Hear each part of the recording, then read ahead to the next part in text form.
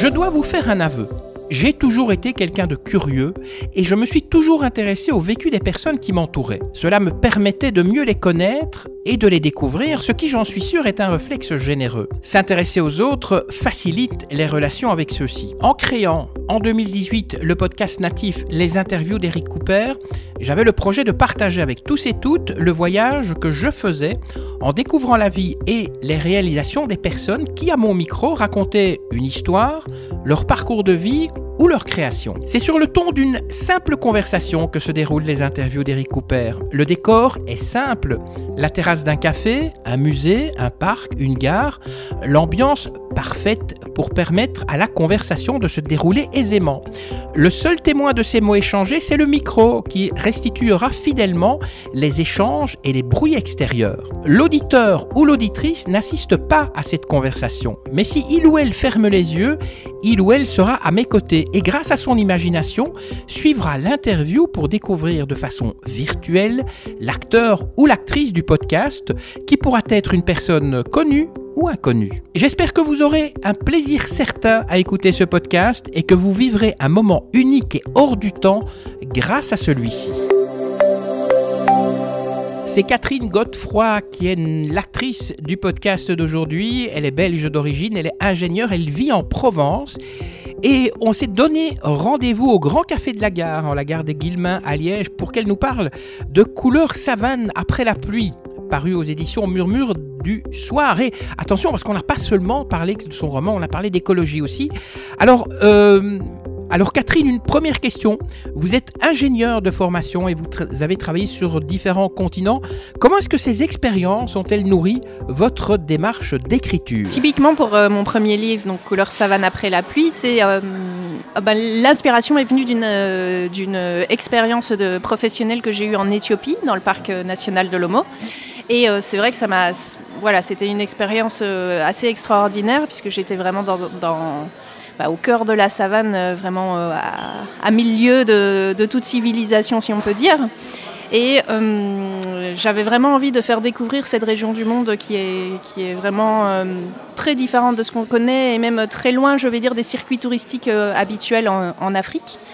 Et c'est une région qui est à la fois très très riche au niveau de la biodiversité, mais aussi au niveau culturel avec les différentes ethnies qui vivent là-bas.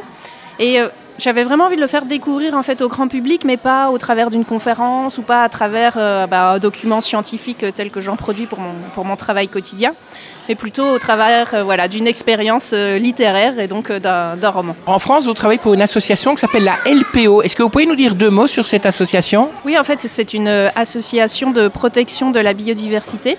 Donc où on a différentes actions, tout autant sur le volet sensibilisation, éducation à l'environnement, mais aussi sur vraiment la conservation de la faune, de la flore et des habitats des différentes espèces. Donc ça peut être au travers de gestion d'aires protégées ou sur des études sur différentes espèces, les oiseaux évidemment, mais aussi toutes sortes de taxons, donc c'est-à-dire par exemple les reptiles, les amphibiens, les mammifères. On travaille un petit peu sur tous les sujets.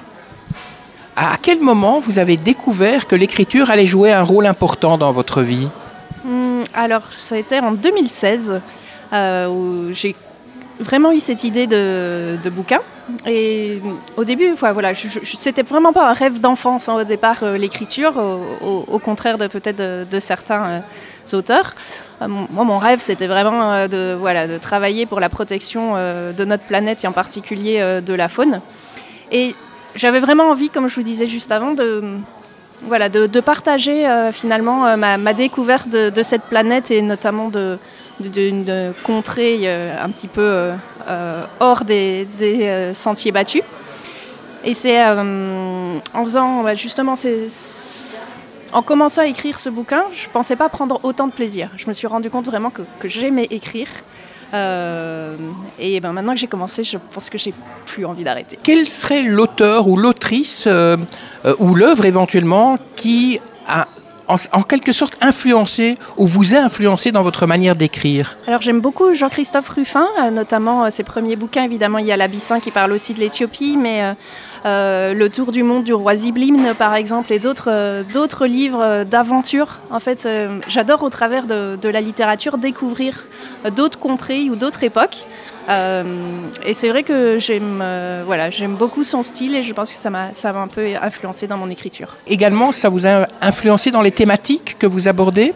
Pas particulièrement, si ce n'est que voilà, mon livre Couleur savane après la pluie est aussi un roman d'aventure, donc on est un petit peu dans le même genre littéraire.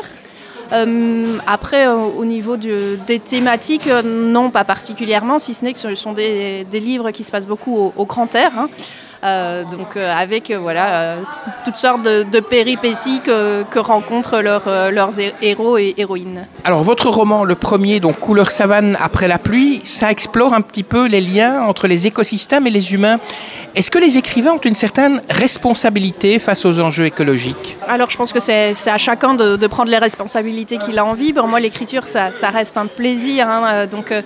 Moi, j'avais vraiment envie de peut-être pas prendre de responsabilité, mais de faire découvrir en fait la beauté du monde, la beauté de différentes régions, de différentes cultures. Et pour moi, c'est une manière la découverte en fait peut mener à l'envie aussi de protéger, de sauvegarder les beautés de notre planète. Aujourd'hui, vous êtes de passage en Belgique, vous habitez en Provence. Pourquoi avoir choisi de vous installer en Provence? Parce que c'est une région magnifique aussi en termes d'habitat naturel. On est sur les garrigues méditerranéennes, sur beaucoup de zones de falaises. On est à la fois avec toutes les zones littorales, la Méditerranée à proximité, les Alpes pas loin. Donc pour moi qui aime beaucoup les activités extérieures et vu mon métier aussi, il y a beaucoup de choses à faire. Est-ce que cette Provence, elle influence votre écriture? Pour le moment, non, mais je dirais qu'il y a souvent un décalage, en tout cas dans mon cas, entre l'expérience vécue et puis la manière dont peut-être elle peut être relatée au travers de livres par la suite. Donc peut-être que dans 10 ans, j'écrirai un bouquin qui se passe en Provence. Mais pour le moment, j'ai toujours un petit temps d'écart entre mon lieu de vie et les lieux où se déroulent mes romans. Et justement, le lieu où se déroule votre premier roman, c'est en Éthiopie, au parc national de Lomo. Est-ce que vous pourriez un petit peu nous présenter ce parc? Alors en fait, c'est un parc de 4000 km², pardon. Donc pour vous donner une idée, c'est l'équivalent de la surface de la province de Liège. Donc il y a vraiment énormément à découvrir et c'est un parc en fait qui a des altitudes qui passent de quelques centaines de mètres jusqu'à plus de 2000 mètres d'altitude. Donc on a tout un panel d'écosystèmes différents, depuis les grandes plaines un peu arides, la savane et jusqu'à la forêt tropicale humide. Donc c'est vrai que c'est une zone qui est aussi hors de tout circuit touristique et même très loin de toute ville ou de toute route. Il faut, pour y arriver, ou du moins au moment où moi j'y ai travaillé, il fallait 3 jours de voiture sur des pistes pour l'atteindre et encore seulement à certaines saisons puisque quand les pistes étaient fermées, on ne pouvait plus y accéder. Il fallait même traverser la rivière Omo, donc en bateau, pour pouvoir arriver dans ce parc. L'intrigue de votre premier roman se passe dans ce parc. Pourquoi l'avoir choisi justement pour l'environnement de votre premier roman? En fait, j'y ai travaillé en 2007. J'étais chargée justement de la cartographie de ce parc national. Et c'est une expérience qui m'a beaucoup marquée. J'ai trouvé la région extraordinaire et j'avais vraiment envie de la faire découvrir à un plus grand nombre. Alors Lucie, c'est l'héroïne donc de votre premier roman. Elle est jeune botaniste. En quoi elle vous ressemble? Je pense qu'elle me ressemble d'une part parce que elle adore les aventures en pleine nature. Ça c'est un petit peu notre gros point commun. Et puis peut-être un peu, elle ressemble surtout peut-être à la personne que j'étais en 2007, puisque j'ai un peu vieilli depuis, comme tout le monde. Donc voilà, très dynamique, peut-être un peu téméraire, gourmande aussi, pour ceux qui ont lu le bouquin, vous en apercevrez. Et puis avec peut-être un côté un peu naïf sur justement que que signifie en fait travailler pour la conservation des milieux naturels dans une zone, en fait, un parc national, mais qui est habité par des gens pour qui c'est leur lieu de vie. On n'est pas comme en France ou en Belgique sur des zones naturelles en fait, qui sont pour la plupart inhabitées, des zones de montagne, etc. Là, il y a des gens qui vivent depuis des générations et des générations au sein de ce parc. Et donc ça change un petit peu évidemment le contexte. Votre roman aborde des thèmes comme la résilience et l'empathie. Alors est-ce que ces thèmes étaient présents dès le départ ou bien ils sont arrivés petit à petit ? Non, je pense qu'ils étaient présents dès le départ. C'est-à-dire que quand j'écris, je commence par écrire le premier chapitre et le dernier. Et après, c'est plus le milieu, ou en tout cas le déroulement de l'action qui vient un petit peu au fur et à mesure de l'inspiration. Mais je savais très bien où je voulais mener le lecteur dès le départ.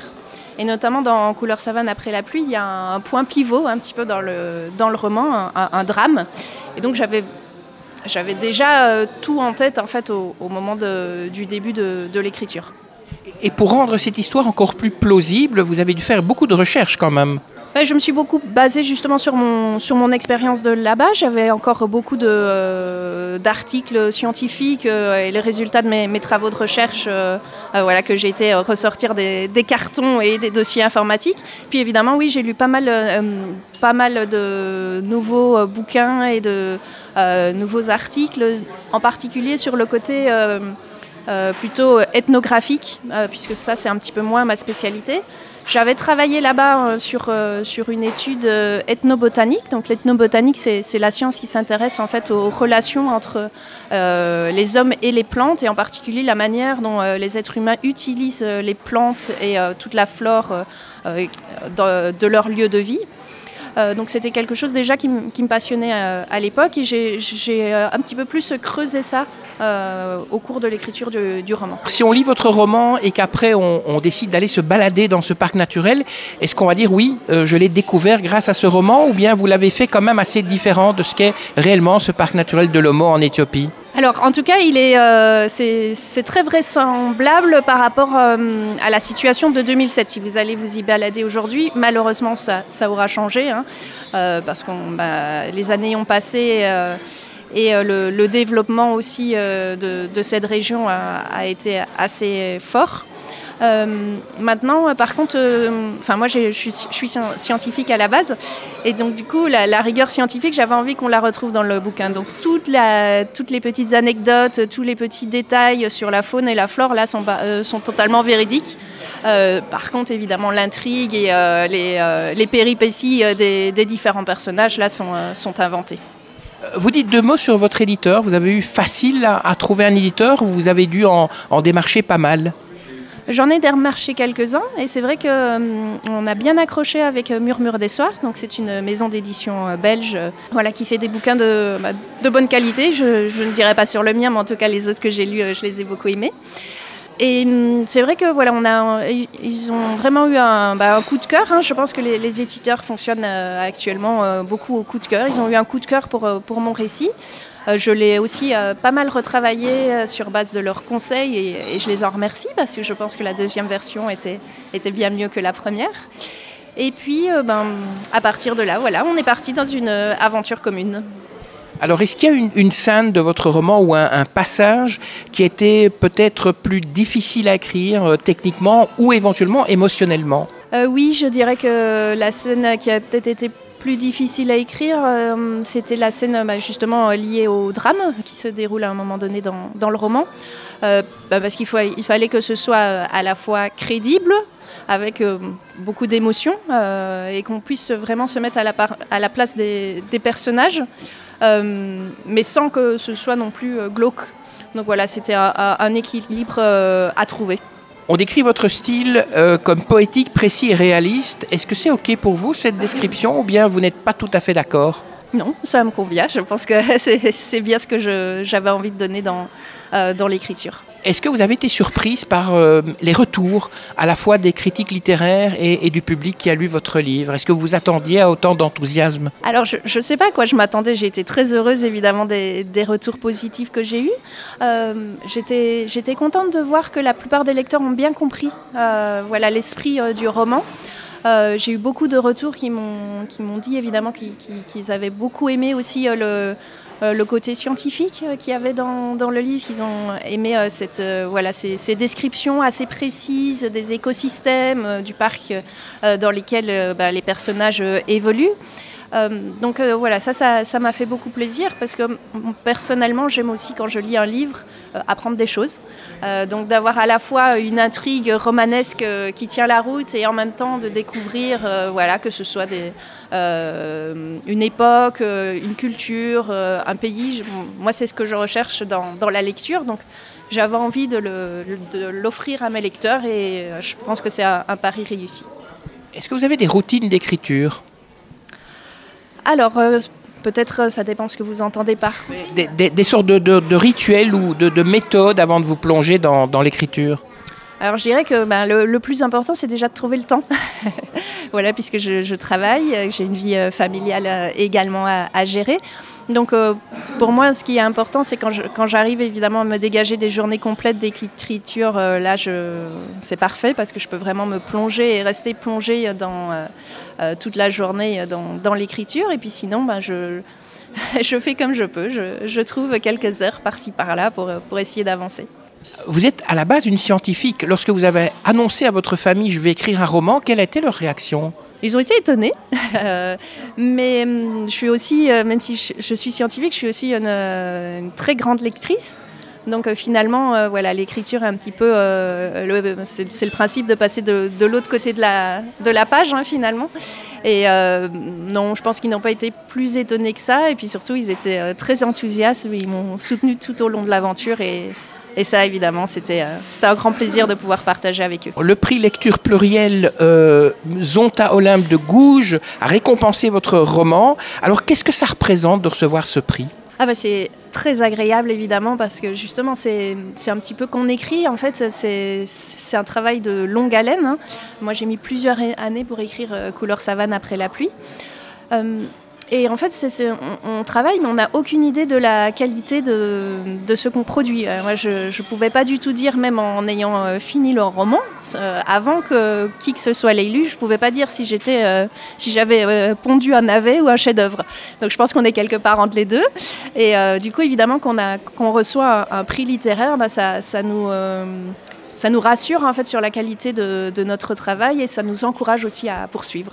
L'aventure, qui est souvent associée aux hommes, est au cœur de votre roman. Est-ce qu'il y a eu une volonté de rééquilibrer cette représentation, justement, dans votre roman? Oui, tout à fait. J'avais aussi envie de m'adresser aux jeunes femmes qui envisagent une carrière scientifique et de leur dire, mais allez-y, vous êtes tout à fait capable de le faire.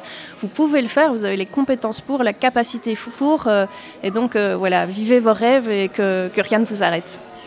Quand on est une femme, est-ce que c'est difficile de devenir une scientifique? Est-ce que c'est encore un milieu d'hommes machistes ou bien la femme a vraiment sa place aujourd'hui, a pris la femme auquel elle a droit d'ailleurs? Alors moi, dans mon expérience personnelle, j'ai pas ressenti de machisme en particulier, mais c'est vrai que peut-être il faut un petit peu plus faire ses preuves, notamment sur les côtés physiques, puisqu'on nous imagine avec parfois moins de force, moins d'endurance, etc. Et ça, je pense que c'est pas une question de sexe, mais une question de personne. Et donc, si on s'en sent capable, avec un peu d'entraînement, ça pose pas de problème. Quel conseil vous pourriez donner justement à une jeune autrice qui a envie d'écrire son premier roman? De persévérer, d'une part, de se faire relire, peut-être d'abord par quelques personnes de son entourage pour avoir déjà un premier avis, de faire preuve d'humilité, parce que je pense que c'est important. Il arrive un moment où qu'on a passé des centaines, voire des milliers d'heures sur de l'écriture, on n'a pas envie que quelqu'un critique ou nous demande de changer la moindre chose. Donc il faut faire une pause. prendre du recul et puis tenir compte des conseils qui sont fournis. Pas tous, hein, mais généralement, moi ce que je me dis, c'est que je demande plusieurs avis et si j'ai plusieurs personnes qui me donnent le même conseil, j'ai tendance à en tenir compte. Pour l'avenir, vous préparez déjà un second roman, vous préparez aussi des albums jeunesse. Comment est-ce qu'on fait en fait pour passer d'un roman à un album jeunesse? Comment est-ce que vous adaptez votre écriture? Alors c'est très difficile, hein, j'ai appris ça en cours de route, mais je pense qu'il faut vraiment se mettre à la place du lecteur. Et pareil, moi j'ai testé pas mal mes idées d'albums jeunesse sur des enfants, parce que je pense que c'est le meilleur retour qu'on peut avoir. Sur certains, j'en ai eu qui m'ont dit « j'ai rien compris », donc là, il faut recommencer, ou adapter en tout cas.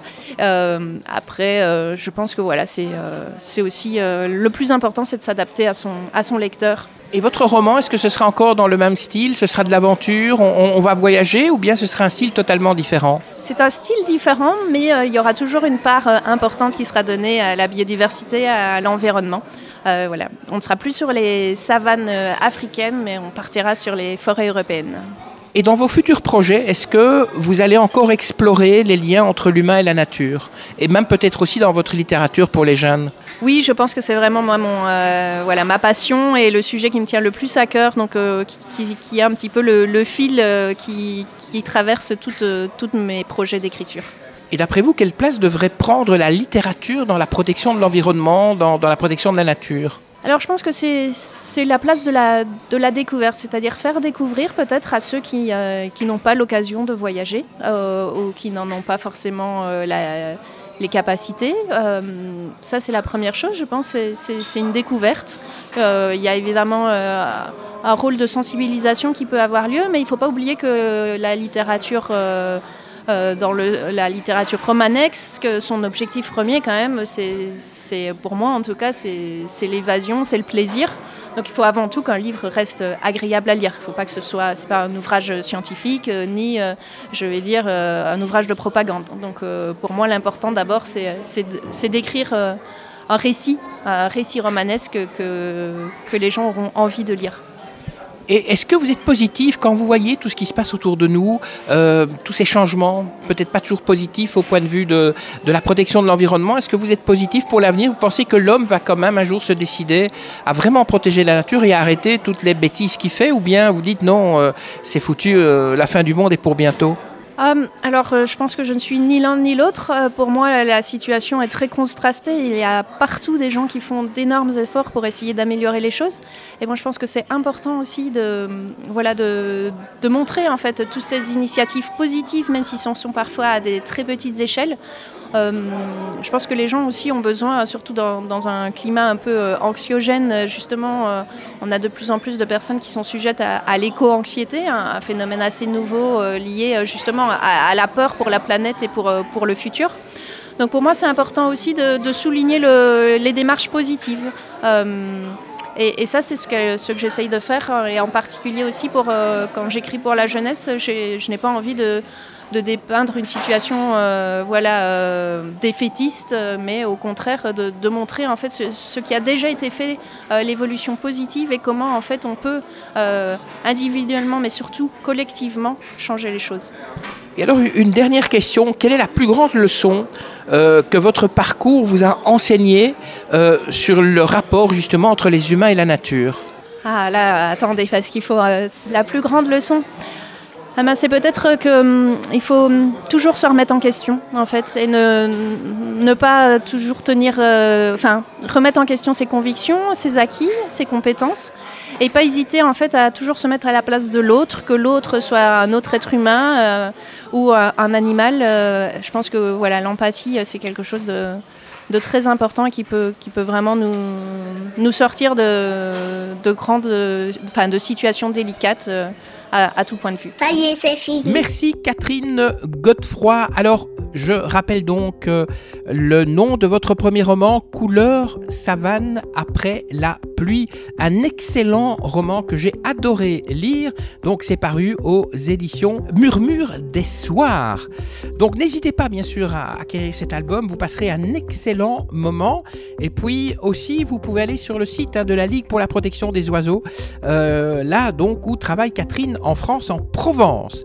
Allez, sur ce, je vais vous quitter, mais avant tout, je vais demander quelque chose à vous qui nous avez écoutés.